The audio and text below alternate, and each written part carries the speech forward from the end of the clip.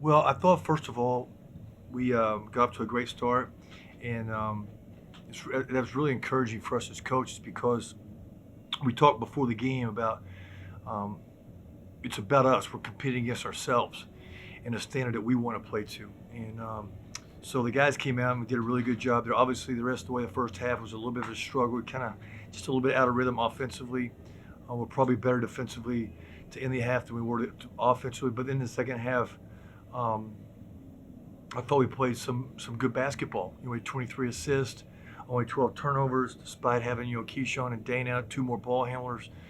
That's a good job of our team taking care of the basketball. There was a little bit of pressure they tried to apply in the game, um, but you know, I, we really had like 3 or 4 hard days of practice, and I told the guys that's, when you put in the work, you'll start seeing some fruits of your labor. And I thought we saw some of that tonight. I thought there were times where Junior Clay was tougher. Cade was able to get some of the things that he does into the game, and so on. So Larry is continuing to grow. Amadou has made some plays. So everybody, you can go around the board, um, is growing a little bit, and that's good to see from signs of culture. So we're proud of the win, of the hard work that was put in. It pays off. That's the message. That's the key to the drill. But obviously, too, we got a long way to go. We got a lot that we can improve on. And that's the exciting thing as a coach. This should be the exciting thing for our players. Questions? I thought I heard you say from the sidelines about talking about leadership. What was the key, or what were you trying to tell them when you were talking? Well, that's a big thing for us. Leadership first. We feel like that if we can help these young men become the best leaders they can be. I don't believe in born leaders. I think there's guys that probably tend to lean toward leadership. It's a little bit maybe more natural for them than others. But everybody can learn, grow, and get better as a leader. And we need that. We want to raise these young men up to be great leaders. They're going to be fathers. They're going to be CEOs in the boardroom someday. Who knows? But they may be basketball coaches. So we want to do that, and we believe that if we can help them and hold them accountable, put them in that type of environment of accountability, that they're going to graduate, that they're going to improve on the court. They're going to go out and serve this community. So, yeah, it's always about leadership first. We recruit to that, and try to be very intentional and deliberate about our message, about who we are, what you're getting yourself into. If you're not serious about basketball, if you're not serious about going to every class, being on time, if you're not serious about serving in the community of Cookville, this is probably not the place for you. That's okay. There's a lot of different ways to do things. This is ours, and we're proud of it. Talk about what you saw out there. Did you see that leadership that you wanted on the court? I think some of the things that we've been able to see so far in leadership is guys are talking to each other. We're starting to huddle up more. We're very mindful of attitude and body language. We're growing there. Obviously, the next piece of this will be growing as basketball players. We like 23 assists. We like holding our turnovers down. We like sharing that basketball. We like being able to run offense and not get stuck and get hung up against the shot clock, which has happened, a number of times this year. So we're making some strides there. We're going to fight for this culture every single day, and we understand that we can be a great team. We can move towards our potential every single day. That doesn't mean we're going to win every single game on the court, although that's the end goal. We want to do that, and we'll get to that at a certain point in time. But right now, we're just really proud of these guys. We get unbelievable amount of energy from them every single day in practice. They come and work. They want to be developed, and I think you can ask them. I don't want to speak for them, but I think they like the culture of accountability we're trying to establish. Talk a little bit about your work in the paint. I mean, you outscored them obviously quite a bit in there. Is that a focus where you're looking to get it inside more? Well, I think it's like anything else. You want balance, right? And we probably need to shoot a lot of 3-point shots because we don't have anybody that's really capable of getting fouled on a repetitive basis. Because we're so frail and thin, at the guard position, we don't have the ability to get ourselves fouled and get to the free throw line a lot. Because we haven't had a dominant low post player, we don't get fouled a lot. So with Larry's growth and development, with Amadou's growth and development, with Reese, I think of Alex Reese at Alabama, Reese Wilkerson, with him getting healthier, those guys we're trying to develop them. and get those guys in a position where we can get them the basketball, get the floor space correctly. And now, guys, go get us your best move. You know where we want you to get to on the floor. Now go do it. And, Larry's had a couple back-to-back good games. Larry's really helped us defensively especially. And if there's certain nights where when he gets the ball in the right spot on the floor, he needs to give us his best shot. Amadou's obviously done that. And Garrett's another guy who is really growing and developing in practice. It's a little bit of a numbers game for him right now in terms of sometimes getting into the game. But I think all those guys are growing and getting better. How about your defensive effort? I think there was a span of about 10 minutes in the second half where you held them to like just 3 points. Is that tenacity, something that you're enjoying obviously seeing on the field? Yeah, I think, obviously it's a growing process, understanding what defense is all about. It's about positioning, it's about communicating, it's about playing hard. And regardless of your talent, if you're in position, you're giving great effort, and you're communicating, it's just going to be hard for teams to score because in college, guys don't score a lot over 2 hands.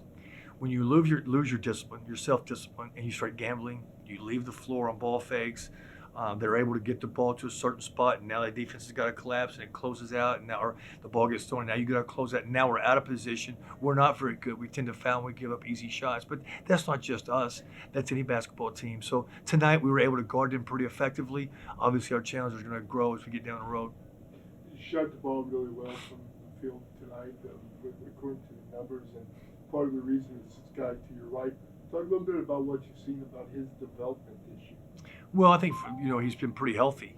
For him, he's been through a lot of physical challenges, so I know he's really fought hard for his health. And obviously, you can talk to him. But I will say this, and not to embarrass him at all or to disclose too much information, but we're here to build something. We understand how big a challenge this is, and that's not being derogatory towards anybody. That's one reason why we're here. We're excited about this opportunity.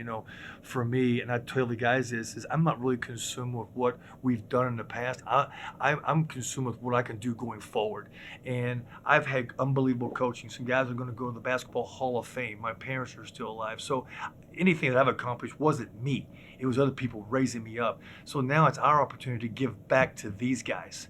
So, and we've got a long way to go to build, but you got to start someplace. And I think as a leader and understanding that, and been through this a little bit, both as a head coach, as an assistant coach, there comes moments in time in your program that get really, really big.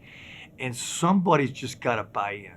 And somebody's just got to do something that is really unexpected, superhuman, where nobody thinks is possible. And he did that probably 5 or 6 days, maybe a week ago. And he was not feeling great. And he did it anyway. And it moved our team. It obviously moved me. And so when somebody puts their heart and soul, when somebody has unbelievable toughness, when somebody cares about other people, I have a great deal of respect and admiration for that. And I think most human beings do. If you don't, then you're probably really selfish and you're focusing on yourself because you can't even recognize what's going on around you. He's done that for us. And we're happy when he can have nights like tonight. He can go out on the basketball floor and let it rip and make 3-point shots, try to dunk. I'm so glad he didn't get hurt or bust his finger up on the rim. He dunks like I do. But we're really proud of him. And, this thing is going to get bigger and better, and we're going to have really good players come in here to a lot of great things, but it has to start somewhere, and it starts with guys like this, guys who care that much. He loves this community. He loves this school. He is an unbelievable leader, and he's crazy about basketball. All those things I identify with. Can you talk a little bit about, the coach mentioned about it being a hard few days of practice, and you were shaking your head. How difficult was it?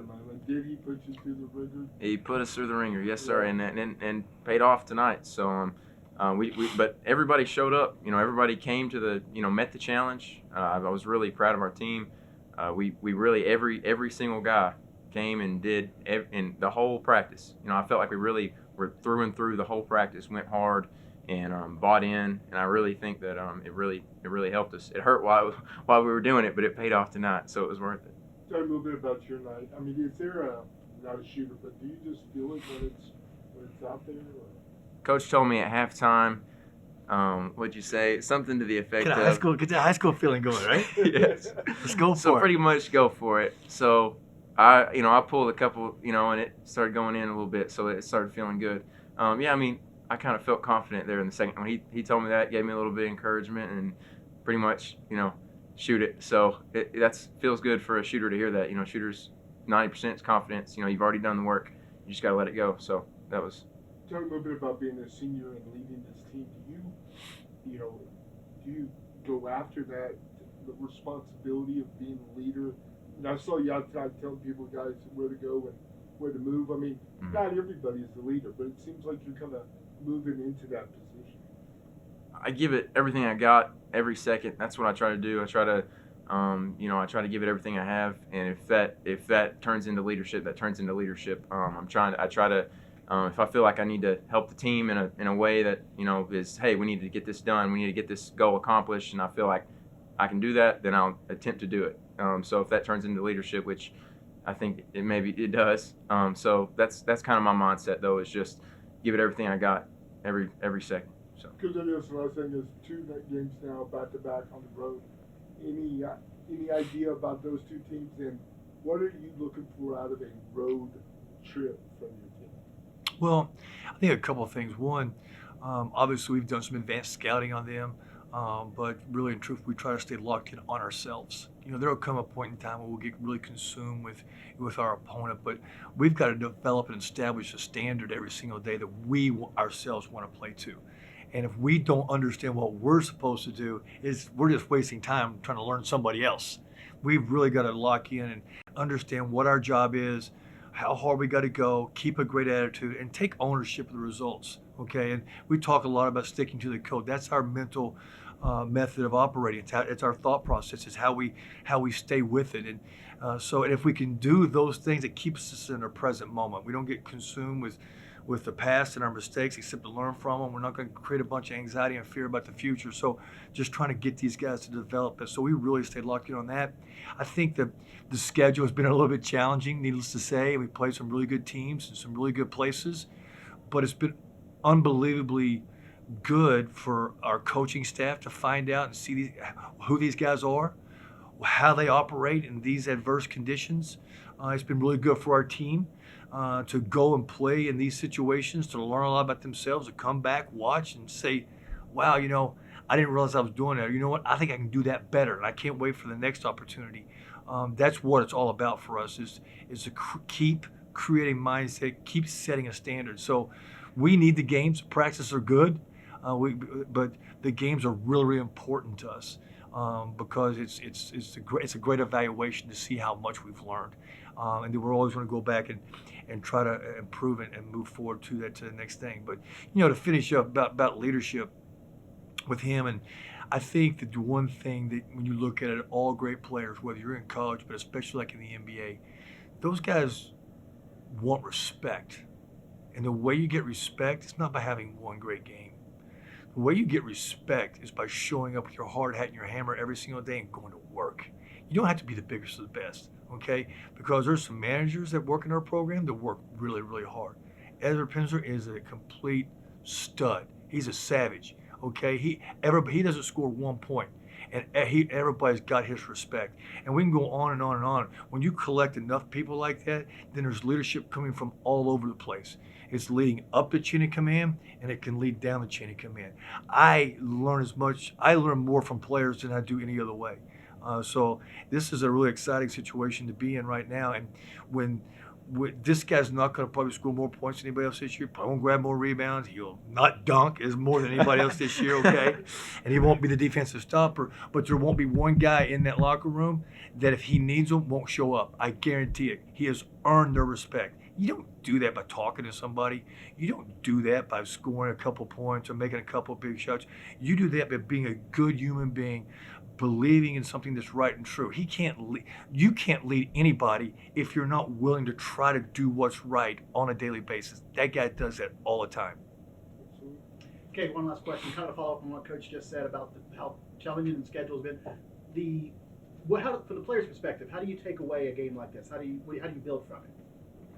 I think we aren't results oriented, and I think that's a big thing. Is just we play how we play, and the next day it's flush it. It's great that we got the win. We're excited about it. We really are, but we're looking to the future. We're going for, you know, get an off day tomorrow. The next day we're back at it, ready for Ohio. So